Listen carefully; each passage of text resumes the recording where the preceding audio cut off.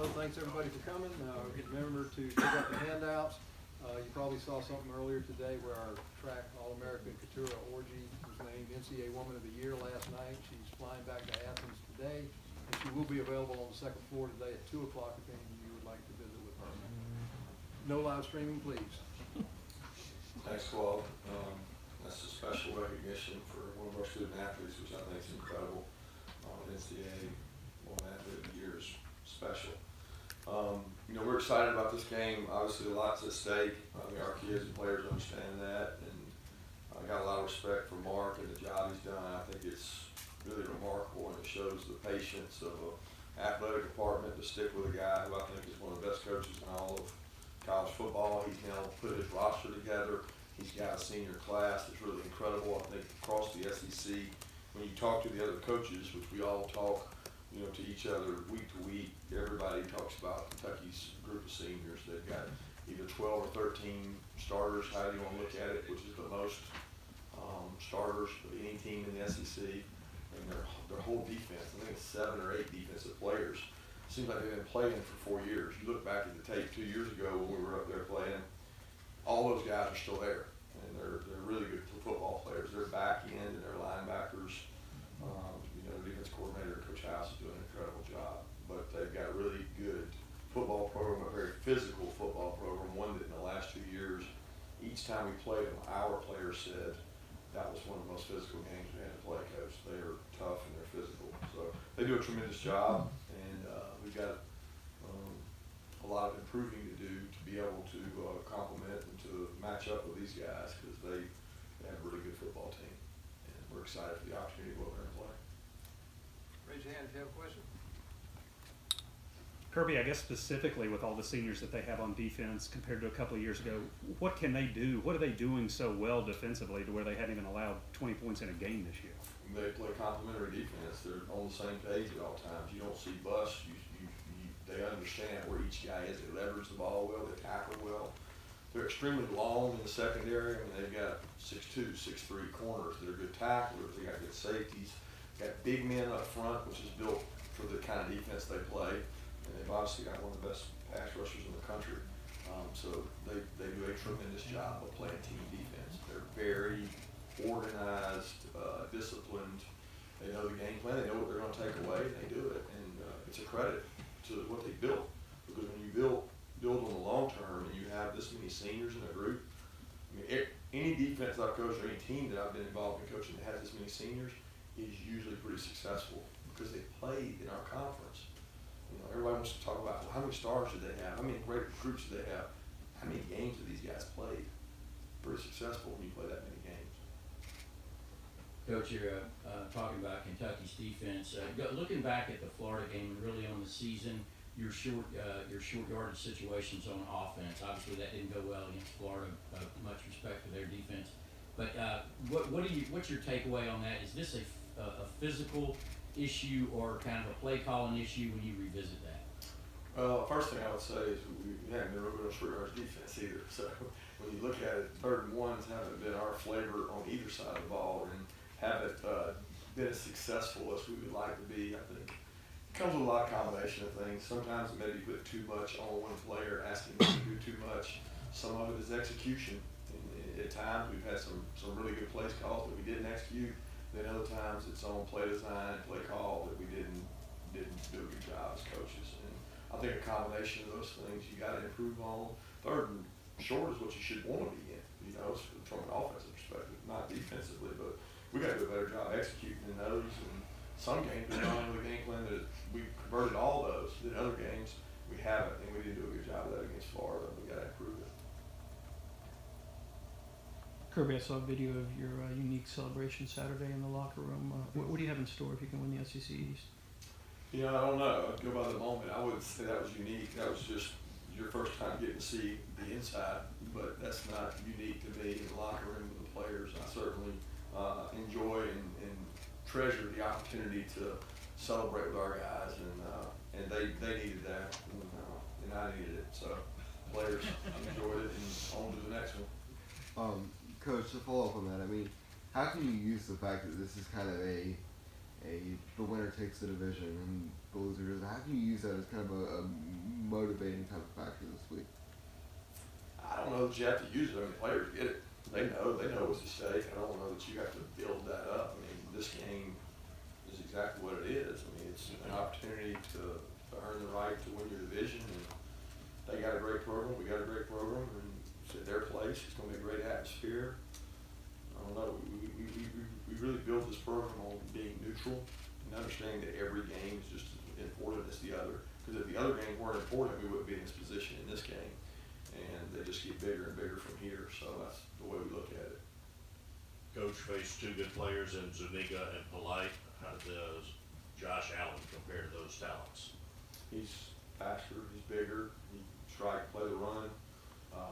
He can drop, play in coverage. They move him around. They do a great job using him. He's the total package. He's not one-dimensional. He can do a lot of things. He's very disruptive. You got to know where he is at all times. He's what you want when you design a 3-4 defense. He's your prototype guy, and he has been disruptive to everyone in this conference.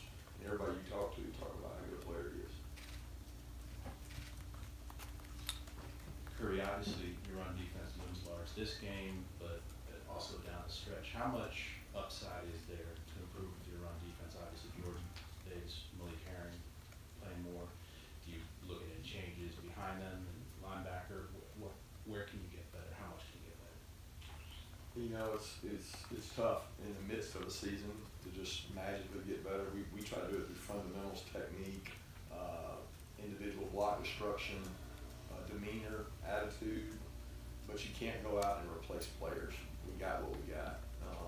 We'd love to have some more depth at those positions, but we don't. And we've got to do a better job of helping the guys we got to be successful, whether that be by scheme or that be by effort or fundamentals. And, you know, at the end of the day, you got to block, protect, and you got to tackle. It's hard to say, well, we're going to just change all that in 1 week and get better. We're just going to keep working at it. That's all we know how to do. And there are no magical defenses that we can call to say, this defense stops every run.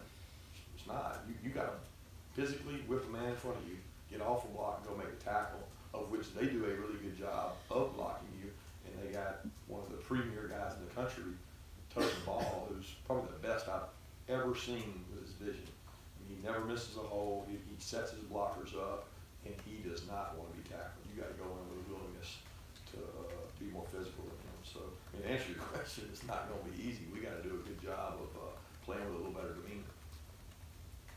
Coach, on the injury front, any update on David Marshall and also Kendall Baker, Kate Mage? You said there were a few guys that got nicked up. Where are you guys at on that front? Yeah, I think we're pretty clean across the board offensive line. All those guys are fine. They'll be practicing. Kendall will be back.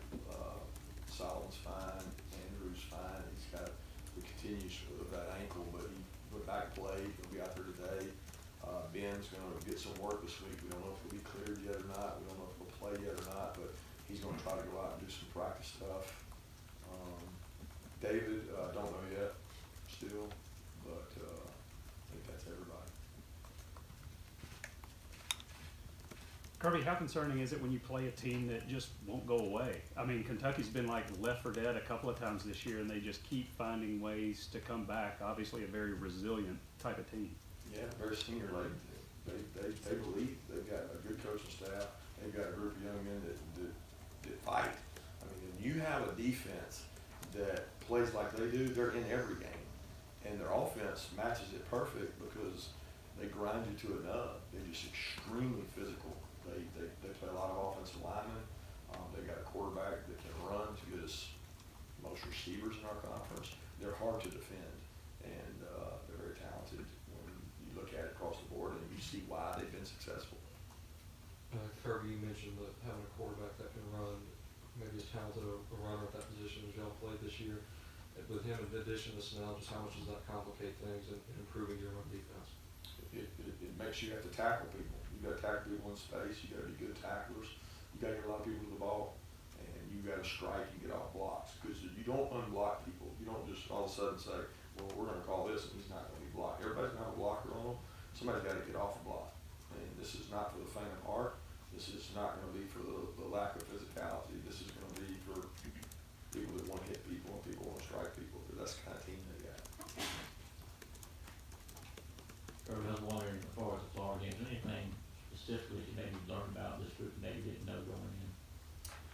mean, I don't feel that way. I feel like that we see so much of these guys in practice that, you know, we give them adverse situations, which we had in the game. We give them ups and downs. There's momentum swings in every game, and there are momentum swings in that. I always thought our guys would respond and fight. I was proud of the way they kept fighting because we had some situations that we didn't get what we needed to get out of, whether it was the goal line situation, whether it was the opening drive, second half defense, whatever it was. They responded well, and they kept fighting and kept grinding. That's the kind of group this is. They'll fight you, and they'll fight hard. We just got to fight smarter. How encouraging was it to get some explosive runs from DeAndre Saturday? And do you guys keep track of yards after contact? Any numbers stand out there? Yeah, we do. I mean, I don't know exactly what they are, but Dale gives them a report each week, calls them dog yards, and that's a big deal to us is yards after contact, you know. And Holyfield and Swift have both done a good job of that, and we'll continue to. And I was proud of Swift. He had some runs, some explosive runs, and opened some things up, and seems to be getting back on track again. On the offensive line, you know, how much has the playing time they've been able to get benefited guys like Cade Mays and Trey Hill to the point where, you know, you feel they're ready to come in and not miss a beat, you know, down stretch games like this? Yeah, I think it's really helped all the time they've got leading up to this.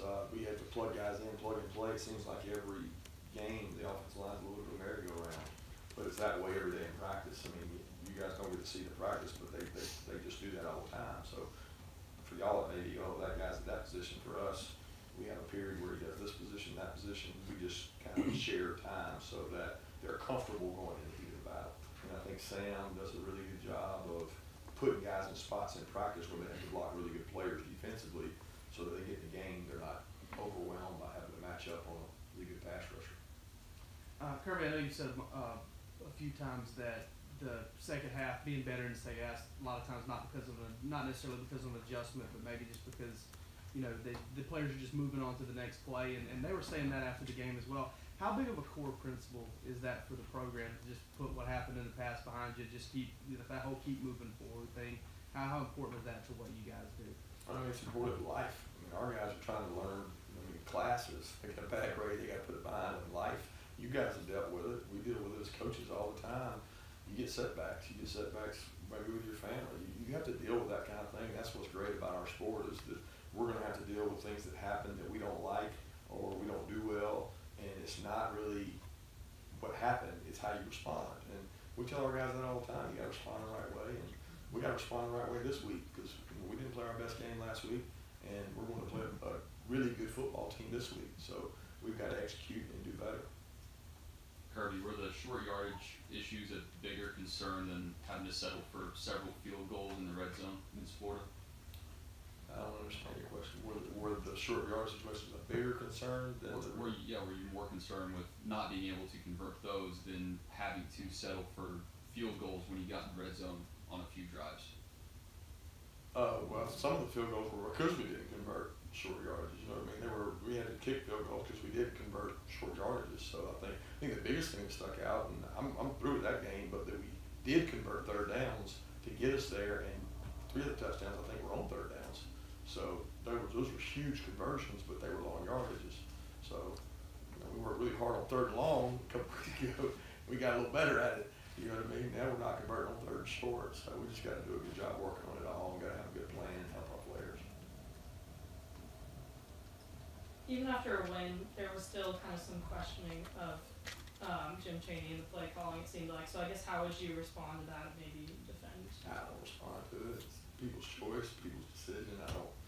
That stuff doesn't bother us as coaches. We live in that world, so it's part of being who we are. You're going to be open to criticism, everything you do, just like I am, just like Mel is. It's part of life, so I don't really need to respond to criticism of our coaches. On Saturday after the game, when we spoke with Jake Braun, it seemed like that was the most confident I've seen him all season. And it's probably because of his performance, but how big was it for him to go out there and have a performance like that? What could that do for you guys moving forward for the rest of the season? We'd like to build momentum, but momentum is based on your behavior. It's not based on something that happened. The next event will be determined by our behavior, not by something that happened in the past. And I think Jake acknowledges that. He'll continue to work hard, get better, try to build momentum off of what he did and how he played. And I think he'll be the first to admit he still could have played better. And we're always looking to get better as a team. And you hope that he uses that to build on, and hopefully that confidence becomes to build up on it.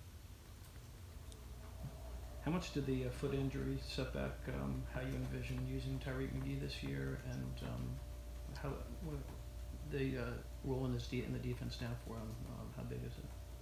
Well, the foot injury probably cut back his reps and his volume. We had to be smart because we can't give him cut down his yardages in practice. We looked last year at what he did and what he did this year. We cut down some of that, but it probably hasn't cut down his playing time because he's a good nickel star, good role player there, and does a good job.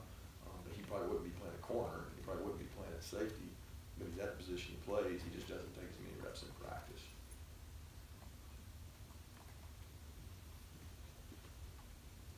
Talking about J.J. Holland and John, he done after the game the other day. But with him, has it been something that's been a gradual improvement? Did the light come on? Just kind of what has it been with him and letting him be successful? I mean, everything's been gradual improvement, but he had some good games early in the year. If y'all remember, he had some really good games, and I think everybody just thinks that if you have a good game here, then you're definitely going to have a good game here. A lot of things are dictated by what play, when we call the play, what is the coverage, what is the defense doing, what hash is it on? Things that people don't think about, that determines maybe who gets the ball, and it's not like you can just go out there and say, we're throwing JJ the ball, he's hot. We're throwing Riley the ball, he's hot. It's dictated by what coverage they play, what defense they play, what hash we're on. There's so many multiples that you can't control where the ball may end up. What JJ's done is just grinded. And JJ is a guy, the epitome of, if you work hard, good will happen to you. So he blocks consistently because he controls the blocking. He doesn't control where the ball's thrown, but he controls his blocking. He controls how he practices because you control that. So the things that you can control, you try to control, and JJ does a great job of that. 2 more questions? Coach, before the season, you talked about a number of guys that worked in the Wildcat. Do you guys still work that every week? Is that still part of the offensive package?